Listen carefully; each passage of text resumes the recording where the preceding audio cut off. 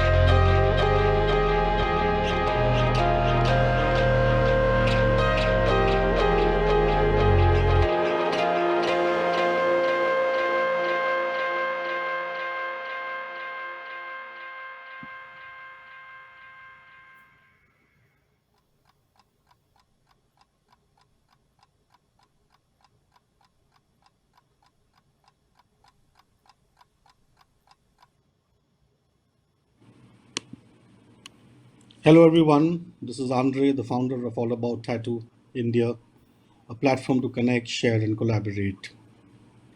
Thank you, Kisnuka, for the amazing video and track which you all just experienced.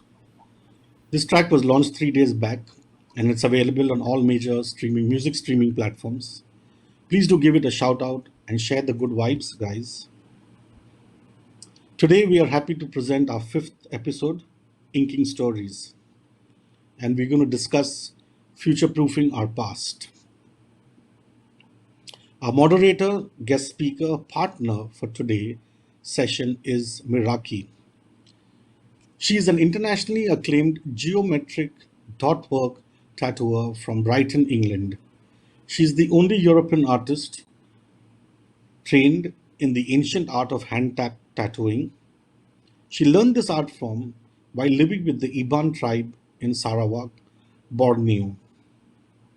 Her research earned her a spot in lecturing at the New York Folk Art Society.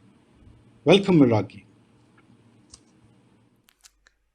Hello, Andre. Thank you so much for inviting me to today's collaboration podcast, Future Proofing Our Past. I'd like to welcome to our audience. Thank you for joining us today. Some of the topics we're going to touch on are education in the arts, protection, promotion, and preservation, and empowering the community as we come together to support this ancient tradition of tattooing and reviving the culture. We have some really talented artists from all over the world to welcome to our panel today. Firstly, Ify, a Malay and Melanesian eco-tattooer who specializes in mandalas, ornaments, and geometric styles.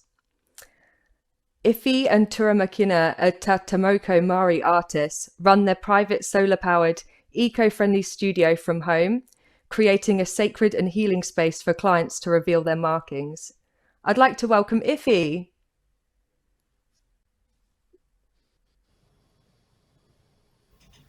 Hi, thank you for inviting me. I feel honoured to share this space with all of you and look forward to this afternoon brings. Thank you, Ify. And our next speaker today is Naga. I'm really fortunate to have visited Naga's studio 5 years ago in Delhi, where I had the honour for him to share with me some information about his culture and his artwork. So Naga's been tattooing from New Delhi, Bangalore, Mumbai and Goa, and he's created the Tattoo Village in Manipur. Naga is a traditional artist, reviving Naga tribe tattoos.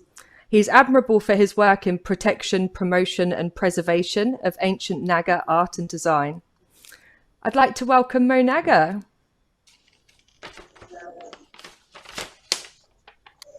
Hi, Meraki. Thank you. I'm really excited to be here with all of you. It's great to see you again. Thank you, Mo. Our next speaker to introduce is Peter Elers in Australia. Peter's the owner of Semaphore Inc. in Adelaide. He's a practitioner of traditional Maori Tomoko and mixed Polynesian tattooing. Peter's Maori and born in New Zealand. He left when he was 21 and has been living in Australia for 27 years. He's been married for 19 years and has 5 teenagers with his wife Shah, who's also Maori. Being a Christian, he found that his journey in tattooing has been conflicting at times for both Christians and non-Christians. He believes that his faith has blessed him with rich culture and precious learnings which guide his practice of tattooing. Hello, Peter. Kia ora koutou. Really blessed to be here. Thank you so much. Thank you for joining us, Peter. Our final speaker to introduce is Yasir. Yasir is a tattooer based at a private tattoo studio in London. He creates mostly folk art and tribal-inspired tattoos. He was born in Oxford and grew up between Oxford and Lahore. And Yasir has been tattooing for 8 years all over the world. Welcome, Yasir. Hello, everyone. Thank you so much for the invitation, and I'm really excited to share this space with you all and excited of this discussion here to come. Thank you, Meraki. Great. Thank you, Yasir. And thank you to all the speakers for joining us today on episode 5 of Inking Stories. Welcome to All About Tattoo India. I'm honoured to collaborate on this podcast, and I'll also be sharing this on my YouTube and IGTV. Let's begin the discussion today with Mo. I've got some questions for you. Firstly, I'd like to ask, would you tell us about your project, the Tattoo Village, and the importance in education of protection, promotion, and preservation of ancient Naga art and design culture, please, Mo?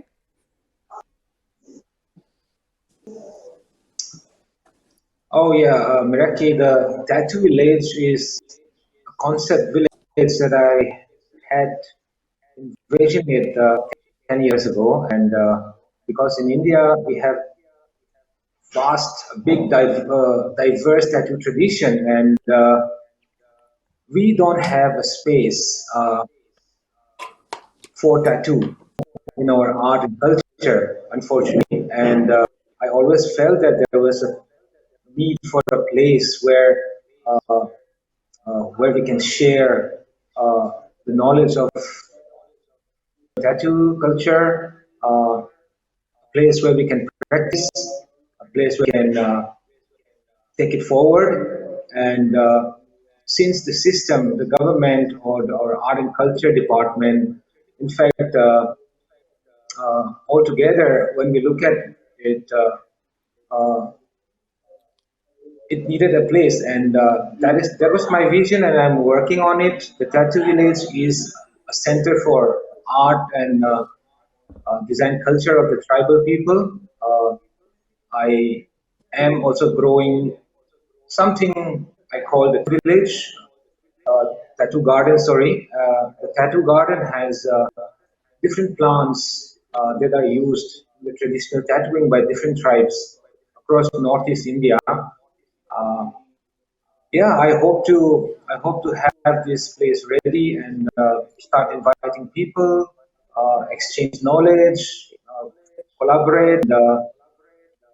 Through this, I hope to inspire more communities to look into their own tattoo tradition and try to salvage whatever salvage and bring it together, take it forward. That's fantastic. I really love the idea of creating that space to honor the history and the artwork and to be able to grow all of the tools and have that 100% organic. That's really quite unique and special. What was your inspiration behind taking up the pursuit of returning to your roots and making active efforts towards preserving your culture and creating a space for it to flourish? I have been always intrigued by our cultural expressions from a very young child, maybe because I'm from a family where elders have constantly worked for the preservation of literature or tradition, different aspect of our uh, culture. And I went to study design uh, with the idea of contributing to our culture through art and design. And while I was studying, I stumbled upon tattoo, and soon I realized that there was really nothing much that was being done about tattoo. Different aspects of our culture, like textiles or carvings or folk tales, flowers, and pottery, all those have find their place in the list of art and culture. And there's a lot of effort that is being put in from the central government, state government, NGOs, and artists and designers. But uh, I saw that tattoo was something that nobody, especially back in around 2007 and 8, and that sparked something in me because I was already tattooing for 3.5 years, and with this new discovery of traditional tattoo sparked curiosity, and since then I've been exploring, researching, and the more I go into it, the more I realize how important and how significant it is. Because without this, our cultural identity will not be complete. It will not be fully it's not understandable. And I have reached a point in my journey where tattooing is not just about tattoos anymore. It's a lot more than uh, just the process of tattooing or the meanings of the tattoos, but it is all entangled. It is a part of the whole wholesome expression of our people.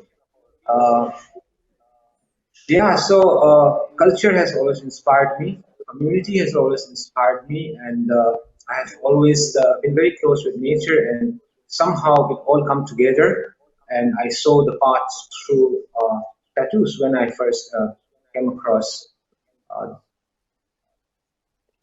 the fact that we have such rich tradition. Nobody taught us. I did not know till that time about our own tattoos.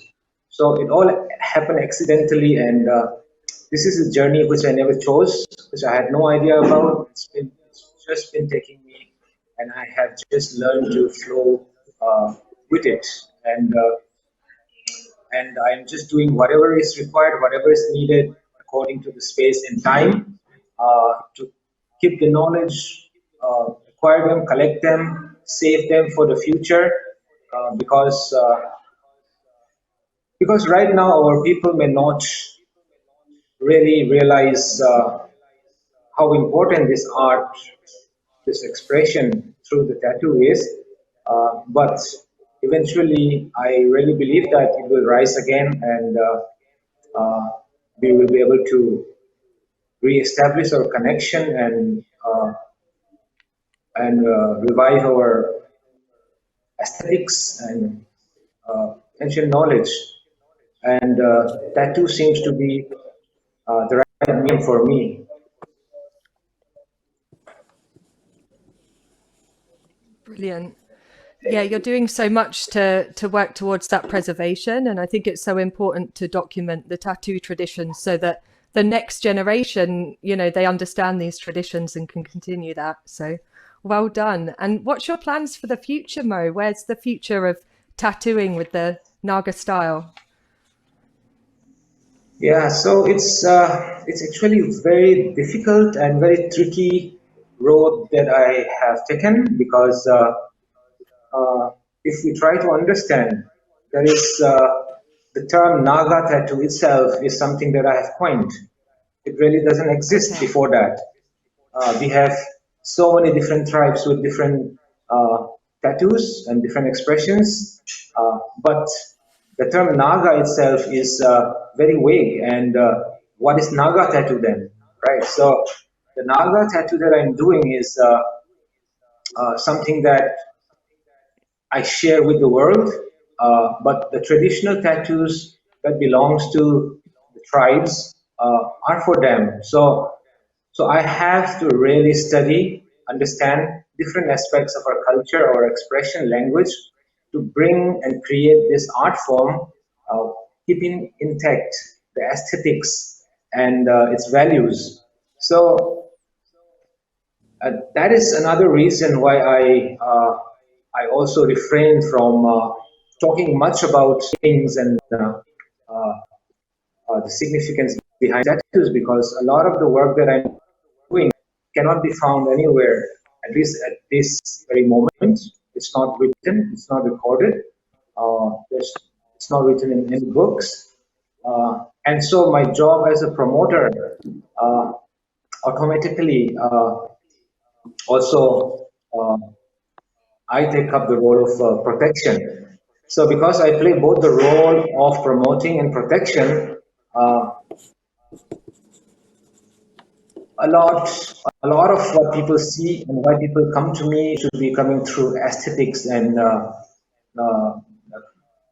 through their understanding of how the tattoos that I'm doing are about nature.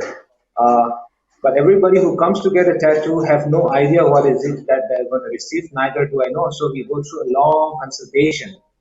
So at this moment, every tattoo that I'm doing is like my journal.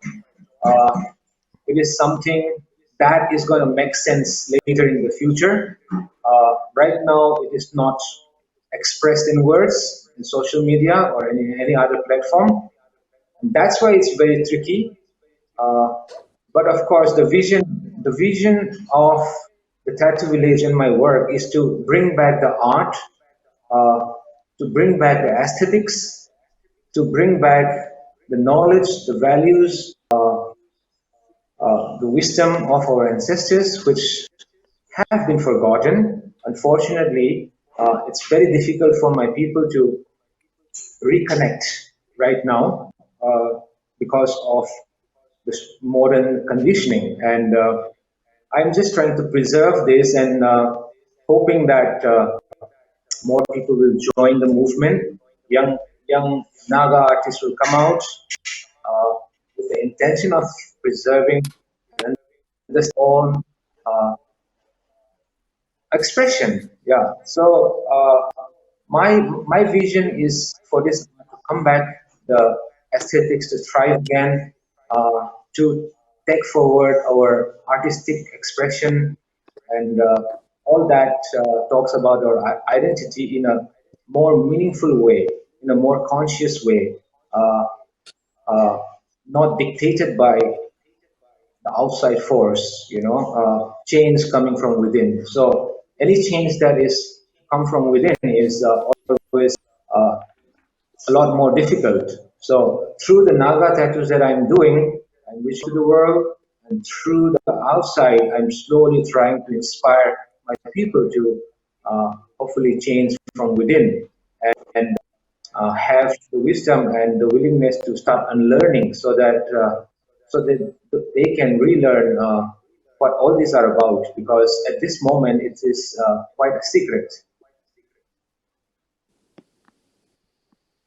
That's amazing. It must be a huge challenge carrying all of that tradition, being the only tattooist that doing the Naga style. It's a lot to promote and protect, I can imagine. That's amazing. Are you looking to develop partnerships or community cooperation to build wider awareness about the importance of preserving one's culture?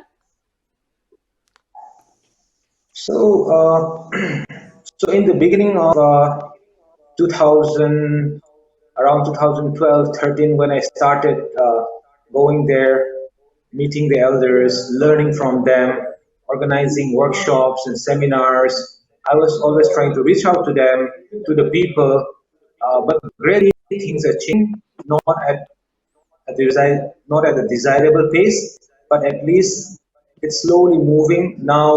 Uh, Organizations and institutions who are uh, dealing with culture, identity, are slowly reaching out to me. We are talking, we are learning more, we are sharing more, and gradually it is starting to change.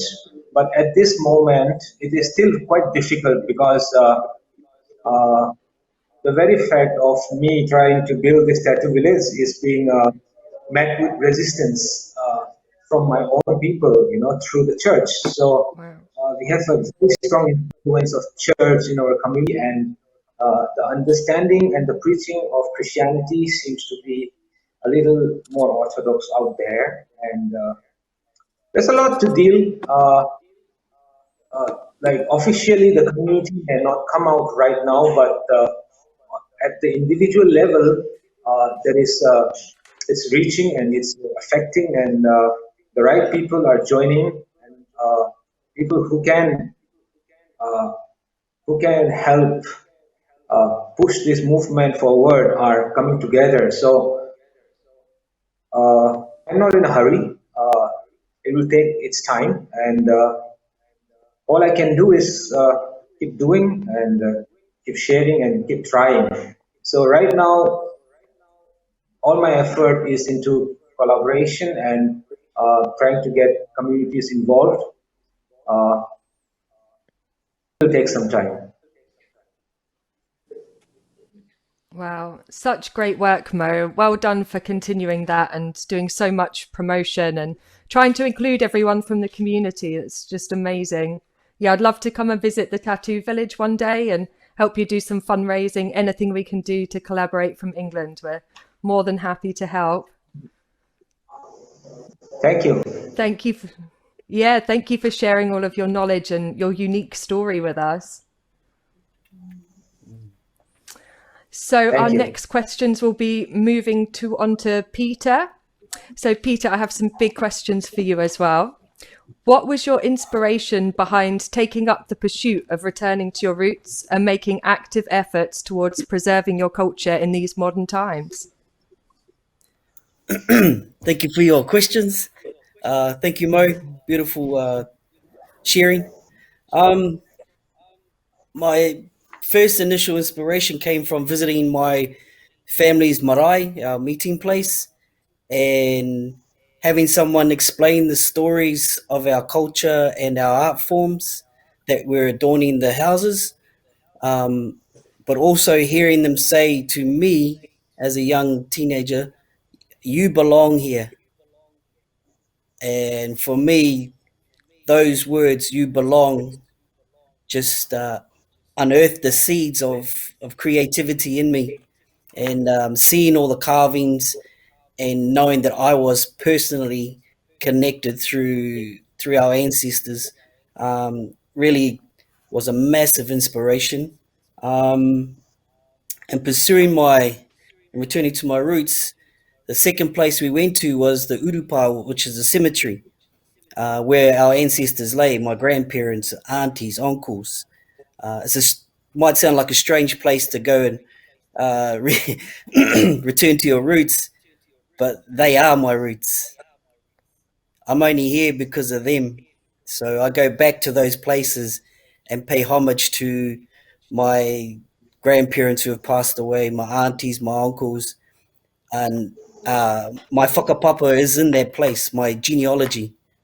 So when I look around and see all the family names, I see that I'm more than just myself. I am connected to a wider community and I belong. Moving forward, keeping active efforts in learning about my own iwi, my own tribe, Ngāti Kahungunu on the east coast of the North Island, and understanding stories behind our iwi and our people, and then being able to share the small things that I've been able to keep in my mind and in my heart. Moving forward culturally in these modern times is obviously using all the social media now because we're also geographically challenged. I can't just get on my skateboard and go around to Effie's place and hang out with two. We've actually got to do this. We've got to utilize this technology to tell one another's stories, to connect, to meet new people like yourselves, which I'm truly blessed. Thank you so much for inviting me. Yeah.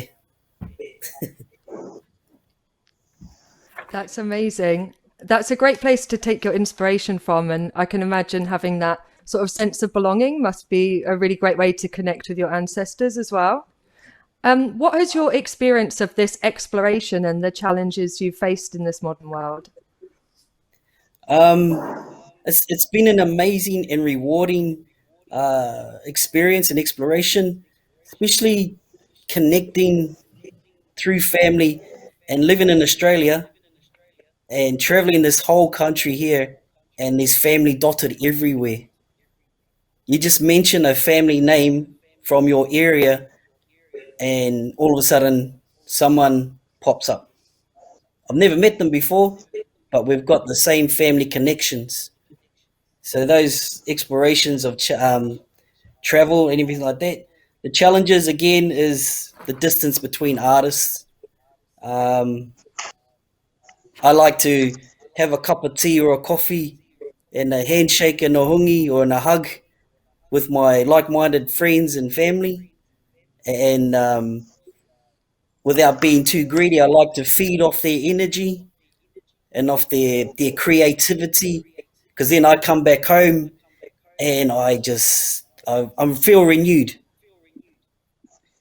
And then I can pass that renewance, that awakening onto my clients and my family here in Adelaide.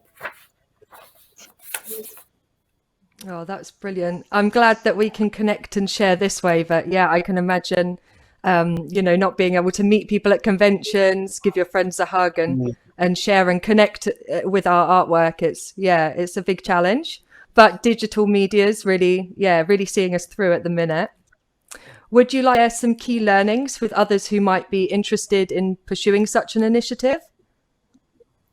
If you're really committed and it's something that you want to do with all your heart, stay committed, just stay and listen to people like great artists and pioneers of our industry across the world.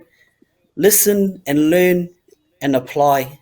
Um, just be grateful that you get to encounter artists like yourselves, and what you have to share is just amazing.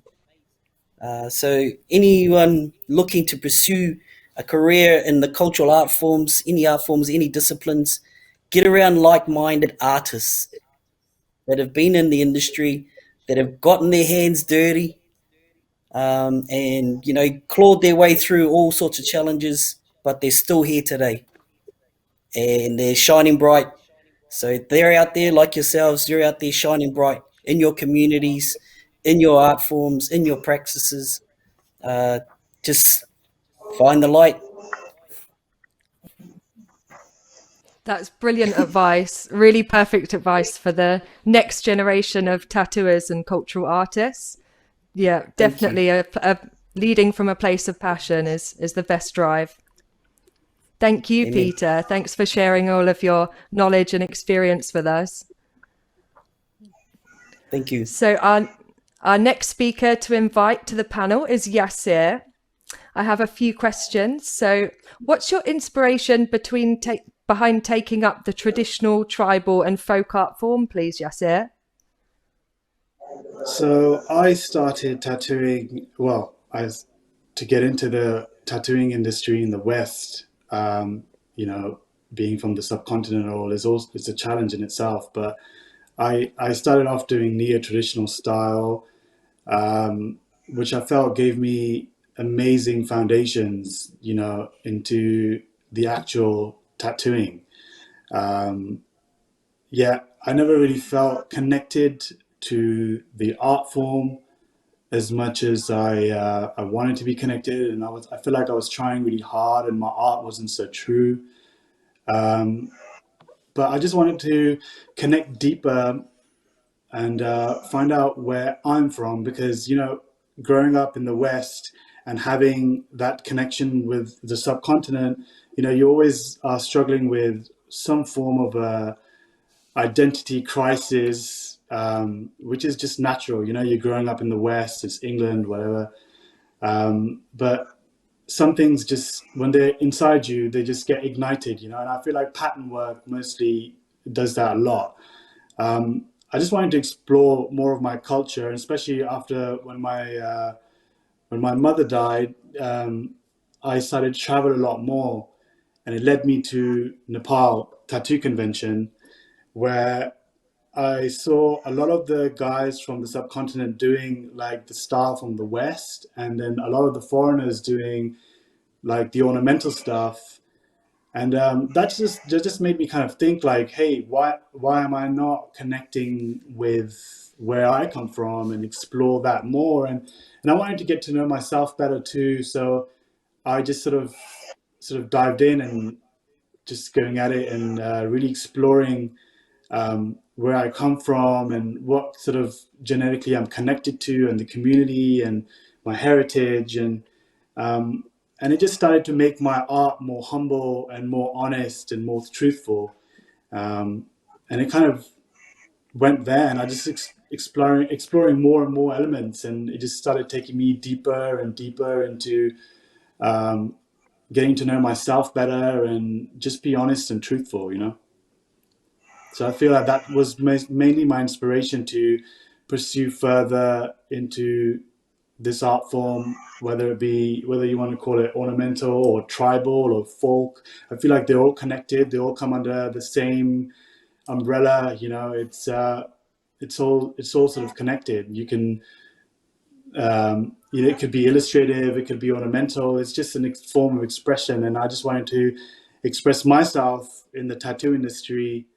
And in England, with a strong cultural and historical sort of background.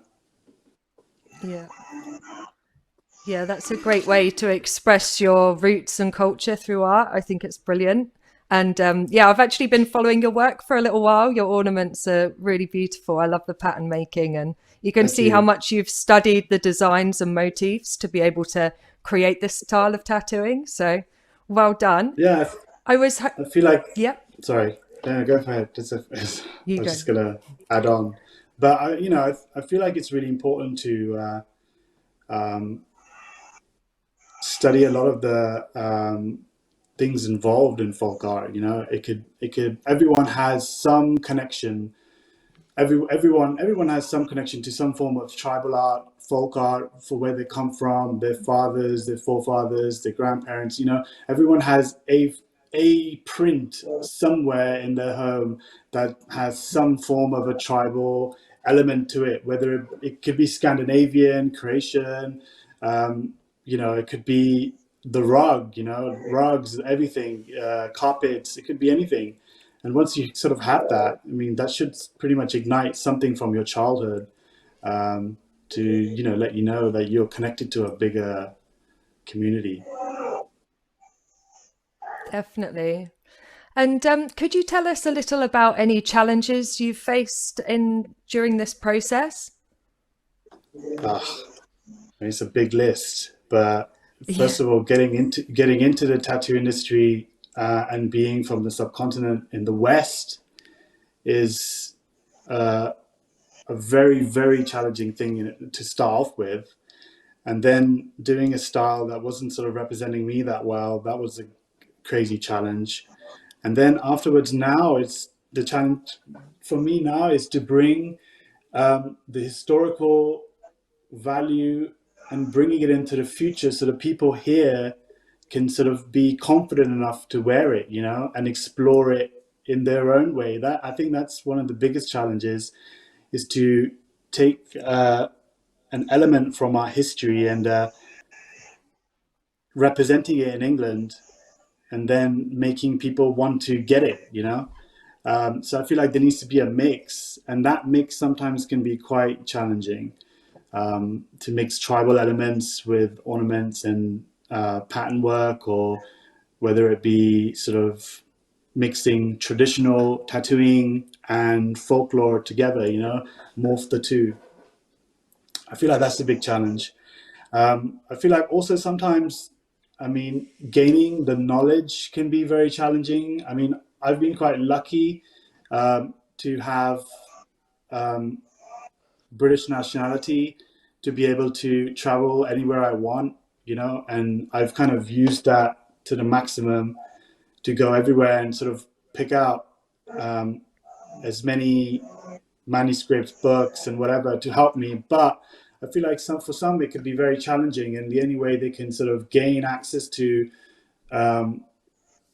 this stuff is off the internet, and everything is on there. Yet, sometimes it could be repetitive, and everyone kind of uses the same thing and sometimes if you look long enough, you can sort of see the reference that they've taken, and it's the same reference twisted and turned 4 or 5 times. That could be quite challenging to then make something new.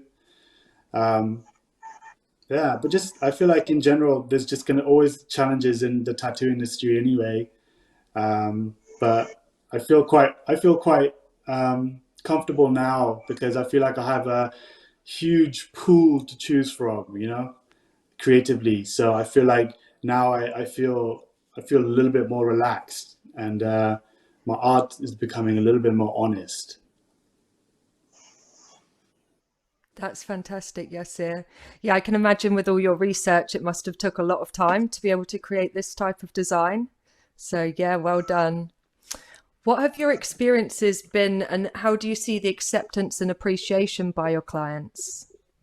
I mean, um, I'm not alone. There's a lot of people from the subcontinent that have been growing up in the UK or other countries, and um, they now have someone that they can sort of go to and get something a little bit authentic, with the right knowledge, perhaps, or um, with just the right background. And I feel like that empowers the movement, and hopefully influences a lot of people from the subcontinent to push the same thing, just like Mo's doing. Um, and bringing that back, because it's so rich there and it's just so much there to take and there's so much to represent, like whether it be from the Mughal times or the Hindu culture or the Islamic ornamentation. There's just so much. And if talking about tribal, now we've got all these guys, the Borneo stuff, and Iffy and Peter. I mean, it's so amazing to be able to connect now and hopefully in the future make that connection, and mix all these elements together and make more beautiful art. That's what the key thing is here anyway. That's fantastic. Oh, thank you for sharing that with us, Yasir. Cool, I'm no going worries. to bring our next speaker in. Welcome, Ify. Ify, would you be able to tell us a little bit about sacred geometry, marking of mandalas, and the healing it brings to one as a marking? Yeah, sure. So, sacred geometry, it is the blueprint of all creation. So, it's a grid work of intentional patterns, which really is the basis of where symbols from all cultures merge. So, the symbols are a direct conduit to source, whatever that might be for you. Some that might be Allah, some might be Jesus. But it amplifies our connection to spirit, nonetheless. So these symbols, as these symbols transmit frequencies, and these frequencies are energy codes that assist in our healing. They can activate, heal, awaken, transform. They're powerful in other words. It's also like evident, everywhere we look. Like it's in our plants, the solar system, the way our bodies are formed, but also in physical buildings, such as cathedrals and temples and pyramids all over the world, are built based on sacred geometry principles, because of their high vibrational frequencies that they emit. So looking at that, markings one skin with these symbols based around sacred geometry assists in cleansing your emotional body and also empowering true divine identity. So these markings are, divine symbols connected to your DNA strands. So symbols like found in indigenous cultures like mine, like the Māori, like Polynesians, are all based from the very essence of creation. And that blueprint that we choose to embody in our skins holds the same principle that sacred buildings like temples embody. So like you look all around the world, temples and churches and mosques and they're all highly decorated, and just like our bodies, which are our ultimate temples, we can decorate it the same way. So it empowers our sense of identity, as a human being, as a spiritual consciousness, but also as a cultural sovereign being. You're basically saying, I know who I am. And there's so much power, sacred power in knowing that. Like Peter was saying, when you know who your ancestors are, you know where they come from, you know where you come from, and in order to move forward in life, knowing who you are can be very helpful and very powerful, and not just for yourself, but being an inspiration for others around you. Yeah. That's fantastic. What strong intentions to be setting with your client and with yourself. That must be really powerful work day in, day out, and I can imagine quite transformative for the client. Yeah. I was wanting to ask you about, you said that you create a safe space for people to reveal their markings. I thought that's really nice because everyone's got, tattoos from different places for different reasons, and it can be quite an intimate exchange. So I thought that was a really great ethos behind your studio. Would you please tell us a little more about that? Yeah, sure. So, I believe that like us as tattooists, at the end of the day, we're just simply bridges to help connect our clients with their ancestors, and to help reveal their markings. So, I mean, my process is to hear the client's story and how they'd like their story represented. So I tend to connect to their energy and their ancestors and allow the design to flow through me from their ancestors. So in other words, the design at the end of the day is the reflection of their inner self. And because of the significance of this work, I find it of great importance to create a space where clients feel safe to share their story with me. It's a space where they can be their true, authentic selves. And at the end of the day, part of our work as tattooists is bloodletting. When with that space needs to have a ceremonial aspect to it to safeguard us and the client.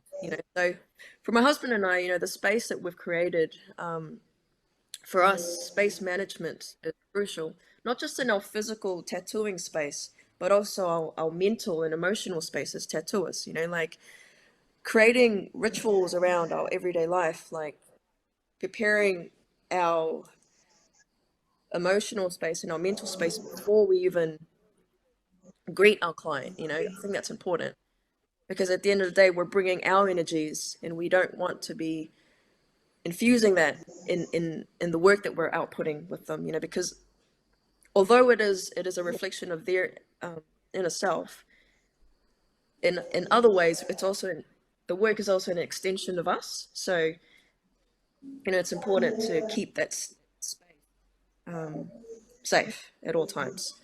So yeah, for us, it's more important to manage the space and respect the space before all else. It's pretty much like, when with the tools that you're working with, whether it be tattoo machines or if it's hand poking tools, it's respecting those tools as well, because they are they're the channel that brings it through, and so as part of respecting the space that you're in, it's also about respecting the tools and awakening it as well, and kind of like talking to it, like when you talk to your plants and stuff like that, it's like talking to it, say, hey, today's going to be a great day. We're going to be creating magic. Yeah.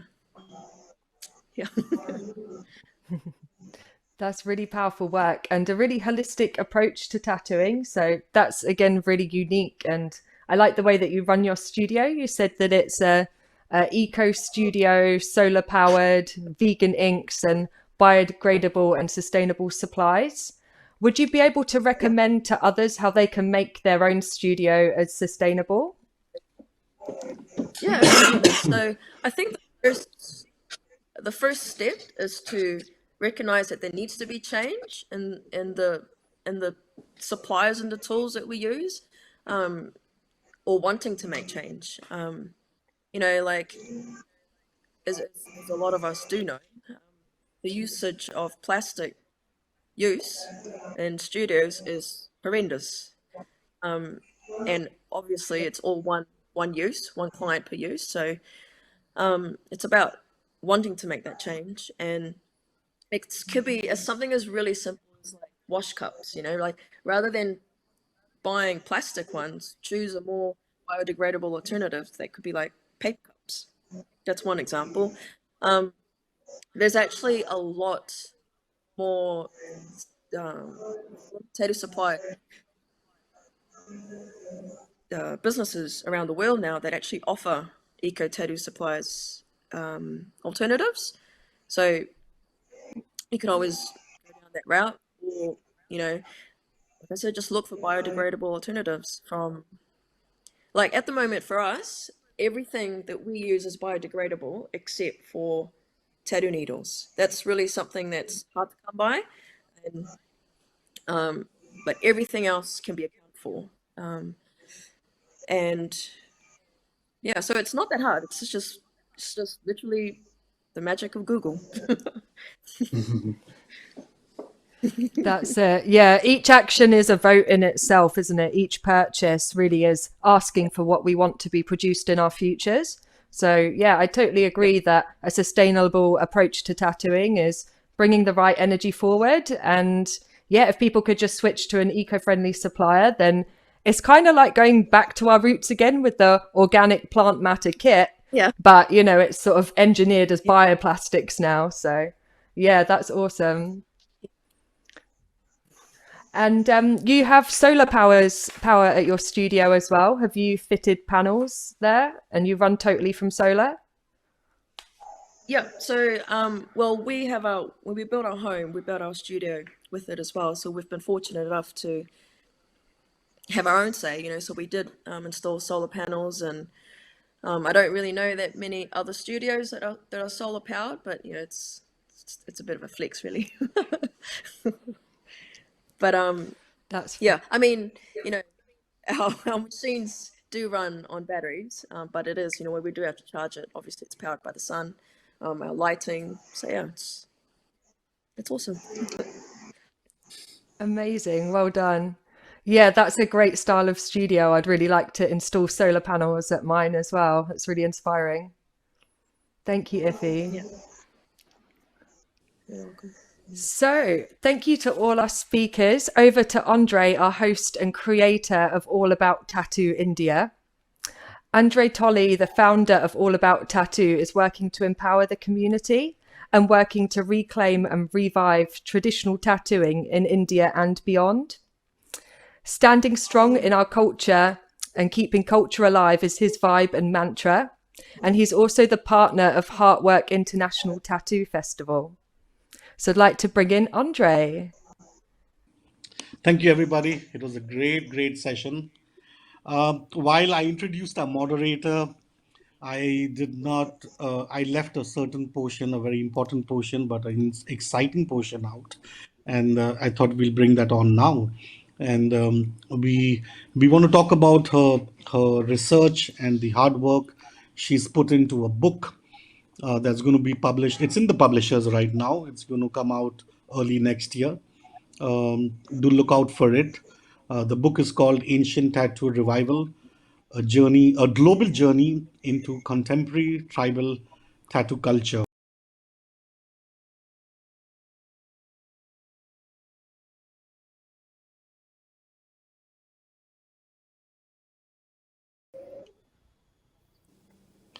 Um, yes, Meraki, congratulations, and we wish you all the best on that book.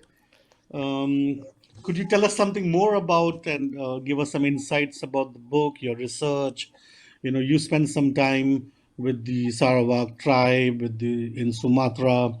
You sailed across Tahiti. Tell us about your book and the journey.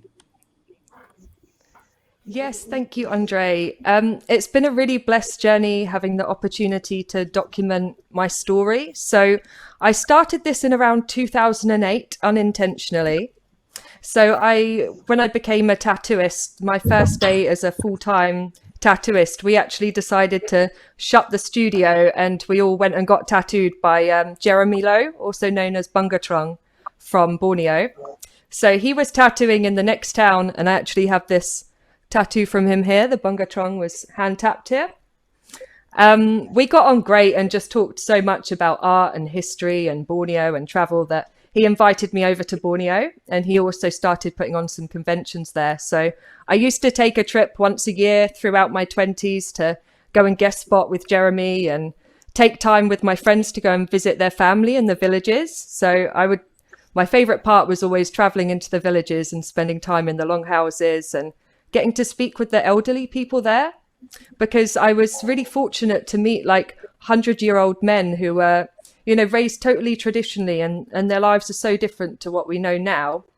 And I would really enjoy their stories about why they got tattooed and what the tattoos mean and how they even made the tools and, you know, made the inks and things like that. So I like to record these stories because I appreciated that the next year I would return and the elder generation, maybe a few of them have passed already.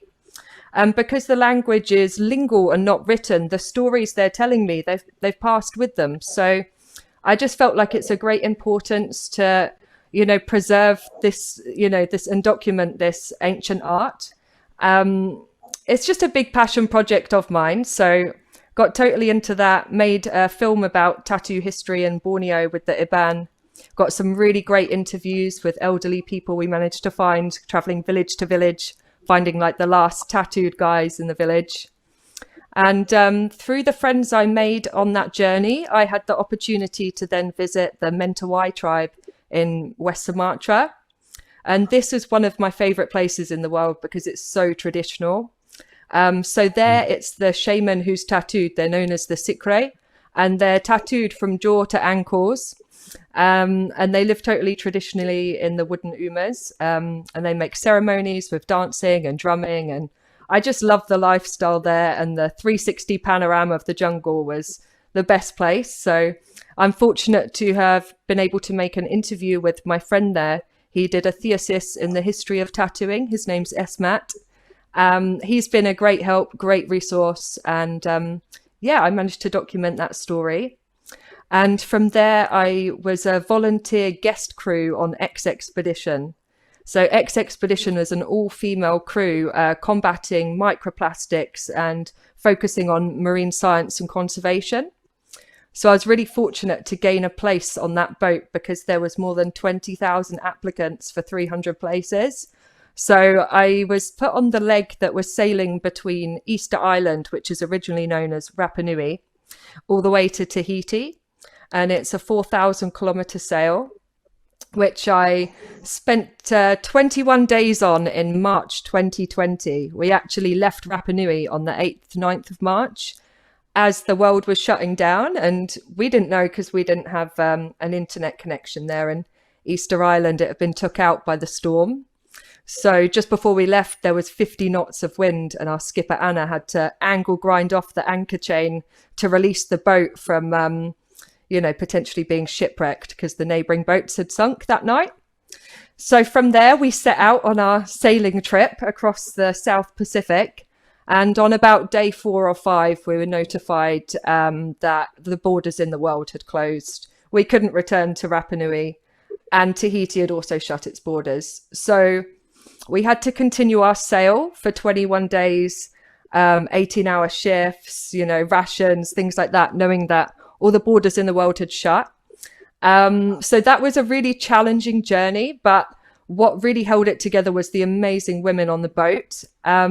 We had a great time. Our night shifts were hilarious. We really kept the crew motivation going, and we have some good memories still. So it was a blessed travel. But I didn't get to collect my interviews in Tahiti. I had a guest spot and an interview with Dr. Pangolin scheduled there. So when I returned home in lockdown, I had to get the interview with Dr. Pangolin on Zoom and add it into my book to round off the story because it was quite a dramatic ending. So we have some great information with Dr. Pangolin about Tahitian tattooing. He actually has a PhD in this topic as well. So we managed to find out about plants such as leaves where you can beat the leaf and out comes a black coloured blood that they would tattoo with. So there's things like this. It's really great to get the names of and add to my research. So I'm really happy to be able to share that with everyone and looking forward to continuing that and, going all around the world, finding out about tattoo history would be my big goal. Awesome. I think, guys, look forward to the book. I'm definitely looking forward to it, and we should all support our artist, our community, and buy the book when it's launched and it's out. A digital version or a physical copy of it would be great. I look forward to that book, Meraki. Thank you so much. Thank you. I also heard and I know about your eco-friendly studio back in Brighton. Could you tell us something about that? Yes, that's right. We got sponsorship from Greenhouse Tattoo Supplies, which is quite a new supply company in England. It's been started by Lucy. She's a tattooer who put everything into making sustainable supplies for other artists. And she sent us a big welcome pack at the start. And all of our artists use that. So we like to be conscious of our footprint and what we bring to the world of tattooing here as well. That's great to see more and more eco-friendly tattoo studios coming up, and look forward to look forward to getting your supplies from Lucy, or Ify and Tu also have a supply chain called Eco Tattoo Supply. And please look up the website. And that's the way to go. Thank you. I think I have one or two more questions for you, Miraki, and then we'll open up to everybody, discussing or talking about. And I still have one more very uh, important announcement to make. But tell us about your journey, and more on the spiritual side of what did you feel when you kind of took up the journey to visit the Iban, Sarawak, Borneo, you know, tribe and your journey there. Yes, of course. Of course, these trips have always been a real big eye opener. I've had a lot of luck to be able to spend time with so many diverse cultures and be able to learn from them. So there's something really nourishing in that. I like to learn the perspective that's alternative to the Western perspective as well, with things like spiritual governing and just, how you practice your life, really. I think it's a bit more organic and authentic in some remote cultures because it's quite untouched. So I really like to learn this way of life. I feel quite in tune with that. And I feel like documenting this work and sort of sharing it and just being part of the connection is my divine path, because it's always been my determination and passion project, and my view hasn't really changed from that. So I know this is my path, and the more energy you put to it, the more blessings you get, like being able to connect with a whole panel of artists and make these kind of discussions. So for me, it's really fulfilling. Good to know. My last question to you would be, how do you? And this is to the young tattooers and our, our tattoo community. Yes, there is a work-life balance, that you've got to keep.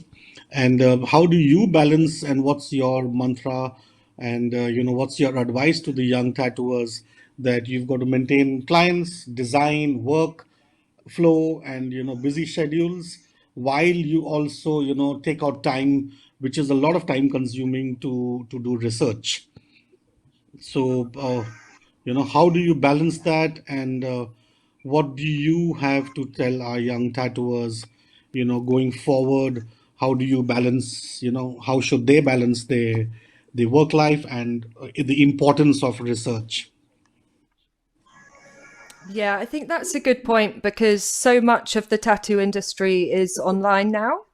And so many people's inspirations come from things they see in Instagram, Facebook, stuff like that. And just the internet in general. Obviously, it's a great platform for us all to share and connect.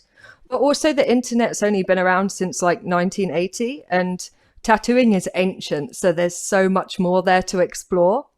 And I feel like the best way to explore this is by connecting with other cultures, by having these kind of discussions, and just really taking time to, look into what tattooing is and where it's come from, because there's so much culture and rich background to it, like so much more than a Pinterest trend, like a lot of tattooing these days is quite aesthetic and surface level, but obviously with cultural tattooing and the meaning and significance there, it's just such a big topic that I think everyone can connect with and everyone can enjoy with, because all around the world, people have tattoo history. If you look far enough back, you can probably find your own tattoo history. Absolutely. Uh, Thank you, everybody. We've got a very special announcement to make, and I would like to thank to Ify and Art Sentimental for the support and contribution to this amazing, amazing artwork that they are about to share. And can we have the artwork, please?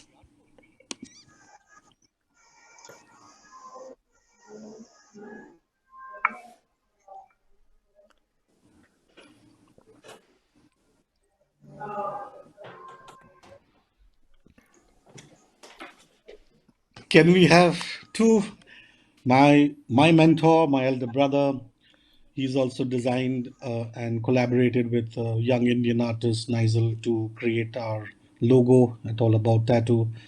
And he's always guiding me and mentoring me on this journey. And we would like, so this artwork is get it's up for sale. So please everybody support us and buy this artwork, and 100% of the proceeds go to our brother Mo and the Tattoo Village in in whatever way we can support his project. Two, can you tell us more about the artwork? And two, and Ify and Arts Elemental, thank you so much for that contribution.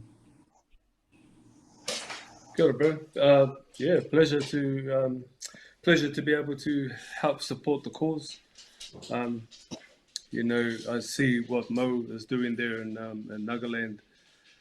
Our people have kind of been at that stage like 25, 30 years ago, I guess. We were just, our poem was just kicking off. So really know what that's like to be trying to revive something from the ancient past into the modern world. It's going to be a long, tough journey for you there in Mo, for sure. The image that I painted is an image of Rangi and Papa. Rangi and Papa are Sky Father and Earth Mother. So this comes from our creation stories. And before the creation of the world, they were in a close embrace. There was no atmosphere on the planet, basically. And they had a lot of children, all the elemental powers around the planet, the oceans, the winds, the trees, the animals, all of these were considered to be their children. And the children were living in this tight embrace of Rangi and Papa. They called it Noho Tatapu, and it just means a real space, really uncomfortable, not much room to move, not much room to flourish. And so they decided to debate amongst themselves about how they could create space for life. And so they decided to separate the parents. So this image is just that moment when they're about to be separated from each other so that everything else can flourish. I just thought it was a bit appropriate to give this image in the sense that for Mo there in Nagaland, he's just coming to that space where, the tattoo revival there can potentially flourish. So, yeah, I think that's probably it in a nutshell. That was such a great session, guys. Thank you so much for sharing your journey and your experiences on our platform today. Thank you, Mo, Meraki, Ify, Peter, and Yasir. Thank you to our tribe, our audience, for tuning in and supporting us. It does mean the world to us, guys. A very special thank you to Kisnuka for yet another beautiful, soul-touching track, Dakini. Please give it a listen and support our artist. Stu, my brother, thank you so much for your support and giving us the permission to use your track Culture. To Ify, Arts Elemental, thank you for sponsoring this amazing artwork and supporting Mo's project, The Tattoo Village. 100% of the proceeds go to the development of the Tattoo Village and to Mo's project. Details will be on All About Tattoo on all our social media handles. Please do follow us and support our community and buy this artwork. Nipun, my brother, Shop Entertainment, and our team backend, thank you for a beautiful event. Do keep supporting us, and we promise to bring you more and more interesting sessions on inking stories. May ink be with us forever. Thank you, guys. Stay safe.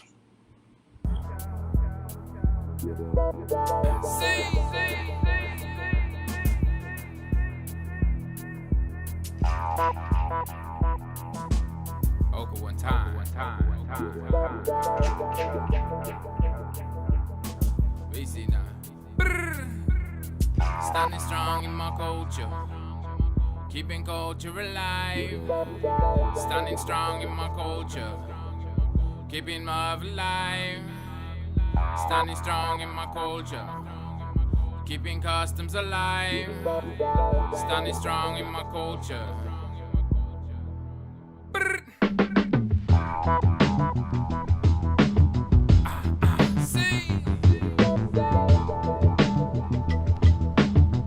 standing strong.